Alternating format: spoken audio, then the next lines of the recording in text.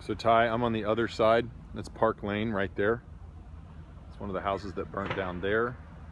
It's all Casa de Maria property here. Here's the bridge. That road is actually not your property. And then your property starts here on the other side of the creek. As you can see here, that's where the pipe is buried. That's where that pipe is daylighted up. They have to take out this section of pipe. They have to dig out this section of creekside, lay it back so they can drive their equipment down in here to dig out and replace the gas line.